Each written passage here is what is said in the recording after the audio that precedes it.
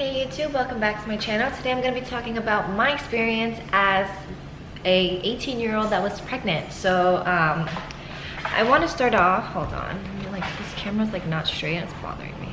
Okay, no, it's still not straight, it's really bothering me. Maybe, no, oh that made it even worse. Okay, there we go. So I want to start off with like a little disclaimer, I guess. So my circumstances were not very typical of the average 18-year-old, I guess. And I don't want this video to come off as like braggy or, which I mean, I wouldn't say it is braggy at all. But I don't want it to come off as like making it as if like I was better than anyone, because I'm not. And I don't want to, you know, make it seem as if like I am like an exception or whatever this may come off as. So I'm just sharing my experience, and I'm sure there are other people out there in the world who have similar experiences to mine. So yeah, so I found out I was pregnant about a year ago, actually like exactly a year ago, and I was 18 years old, and my birthday is late. So I was only 18 and pregnant for 2 months. So about 2 months I was only 18 and pregnant. So a lot of 18-year-olds, if your birthday is early, you might still be in high school. So I had already graduated from high school, so I wasn't in high school. I started college, but I stopped going to college before I got pregnant, like 6 or 7 months before I got pregnant. So me not going to college anymore had nothing to do with getting pregnant. And I think that a lot of people, when I tell them I'm not in school anymore, they assume that it's because I got pregnant, so I stopped going. But I stopped going for like a totally different reason. So yeah, so I stopped going to school, and then I also moved out with my boyfriend prior to being pregnant. Like I moved out like January or February, and then I found out I was pregnant that same year in like August. So I was already living with my boyfriend. So that is those are like things that I guess are very not typical of the average 18-year-old. And it made circumstances a lot harder, but also a lot less complicated for us. So basically before getting pregnant, we were living together, and I was just working full time. You know, we were paying our bills. We were just going about life. I wasn't sure about if I was gonna go back to school yet. I was just figuring life out, you know? And then I found that I was pregnant, and of course, like I had to stop working after, you know, so many months. I was working while pregnant for the majority of the time, and then at the end, I stopped working. So, you know, I used that time to save up as much as I could and things like that. And obviously it's scary being 18 and pregnant, especially when you are financially independent. And I think that for a lot of teen moms, or just young parents, or yeah, young moms I guess, who are financially dependent of their parents, that is like a goal where, you know, 1 second. Savannah woke up, so I have her next to me now. So as I was saying, so a lot of the goals for young parents is to become financially independent. When you are pregnant and you were, you know, in school living with your parents, the ultimate goal is for you to be able to support yourself, your family, your baby, without your parents' help, right? So the situation for me, it was that, you know, we were financially independent, but that meant that it was going to be so much harder financially because, you know, at the time, neither of us were graduated from college. Neither of us had good jobs. You know, we were making minimum wage, but we were just working a lot of hours, which is why we were able to, you know, afford our bills and stuff. So luckily for us, timing just happened to work out, you know, in a decently good way, where she was born the week before, 2 weeks before my boyfriend graduated college. So he graduated college, and he was able to find a job in his like field even before like he graduated. So he basically had a job waiting for him right after he graduated, which is why we moved to Florida. And you know, that was something that we got very lucky with. And of course, you know, there's more than just luck to it. Of course he was looking for jobs, and you know, he was putting in the work and the effort, and yeah, so that's what was very, very different for us. So right now we are, you know, still financially, you know, we pay all of our bills and all of that. and of course we pay for all of her stuff.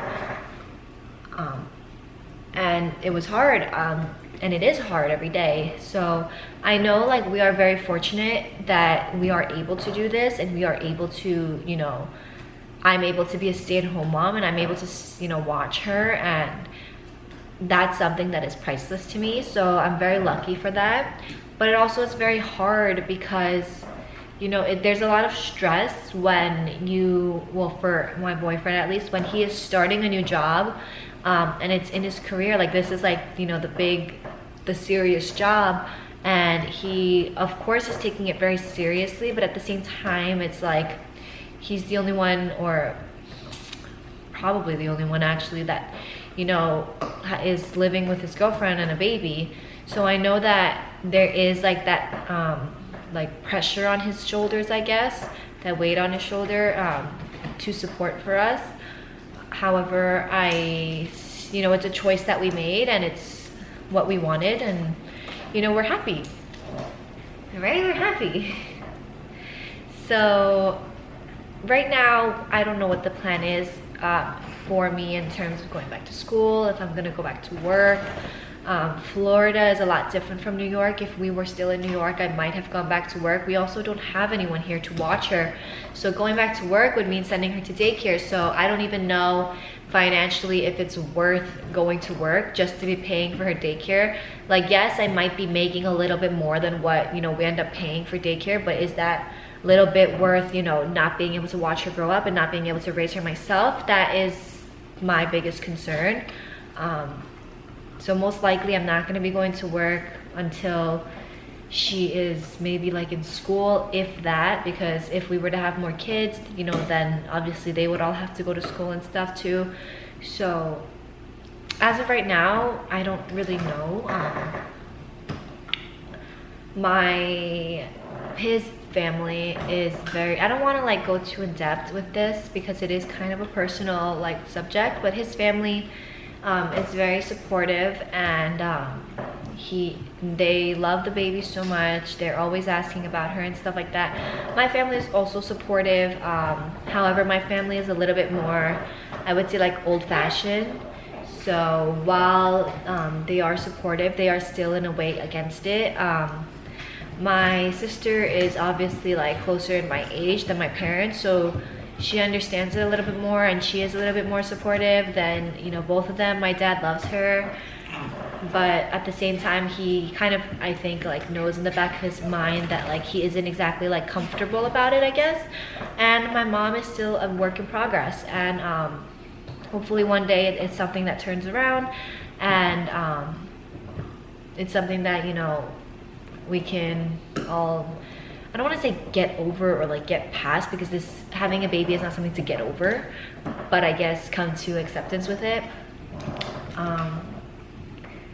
So yeah, I guess this is something that I think that a lot of people who are in my shoes, or maybe just found out that they're pregnant, might ask. So do I regret it? Is there anything that I would change?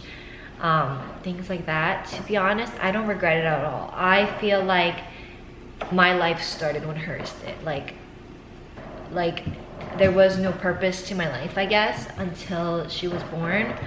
And while it is obviously way harder to take care of a baby, you know, the alternative could be that we would be here without a baby, and I could be, you know, we're in Florida, I could be like going out, making friends and all of this stuff and starting a new life. But I don't want that, you know, that's not me. That never was me. I was never the party girl. I was never the one that wanted to go out and, you know, do things. I was always the one that wanted to stay home. I am such a homebody.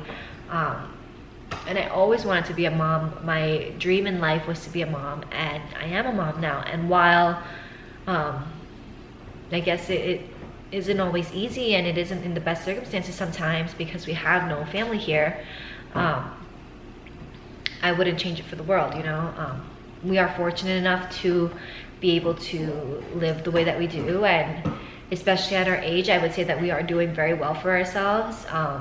We're not expecting anything from anyone, which is something that is really awesome to be able to say at, you know, 18 and 21, or I guess now I'm 19, so 19 and 21.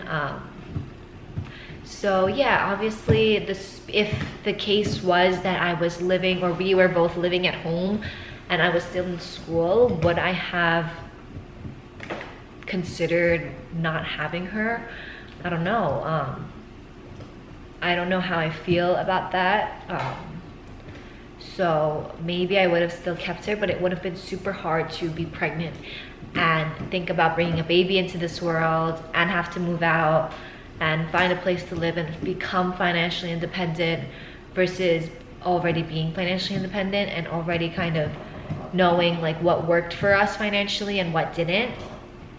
So if you're in this situation, I think that the way that I see it is like things will always work themselves out, but you have to make them work, you know? Like you can't just say like, oh, I'm gonna move out, I'm gonna take care of my baby, and like that's just like, you know, you have to put in the work. And if it wasn't for my boyfriend and for, you know, him graduating when he did and getting a job and looking for that job and coming down here when Savannah was 1 week old, he came down here and interviewed with his job. And you know, it was hard because a part of me didn't want to move down here, and a part of me also just didn't want to be left alone with a newborn while he was you know, half the country away. So it was something that we took a really big risk on, but at the end of the day, you know, I wouldn't say that I like it here better or that I don't want to be here. That's not the case. Here. And once you become a parent, you realize that, you know, it's not about you anymore. It's about your family. And while I might not be happy, this is the best place for my family to be right now. You know, while I might miss New York and I have my family there and my friends there and everyone and everything that's important to me there, the most important thing is her and our family. So while we could be in New York is a very expensive place to live. Our house was very small and it was not like the best place to raise a baby, I guess. It wasn't like a horrible house by any means, but it's just not somewhere that we would have wanted to stay and, you know, raise a baby. So for us to have lived in a house like we live in now in New York, it would have been way more expensive, and it would have been like so hard to afford on one income, because obviously I'm not working anymore. Obviously now I've given up that option to go back to work, as in New York, if money was an issue, you know, we had family that could have watched her while I went back to work. But again, like I would personally just like to watch my own baby and raise my own daughter, which I know a lot of people are like, okay, like it's your family, you know, they can watch them. I am very like paranoid and I'm very skeptical of everything. So yeah, obviously I'm a first-time mom, and that's just how first-time moms are too. So very long video already. If you made it till here, thank you so much. It's been a long road, you know, but I wouldn't have it any other way. I love every day that I'm alive and every day that I wake up and see her face. So it was 100% worth it. So yeah, that's it for this video. Thank you guys so much for watching, and I'll see you in the next one. Bye.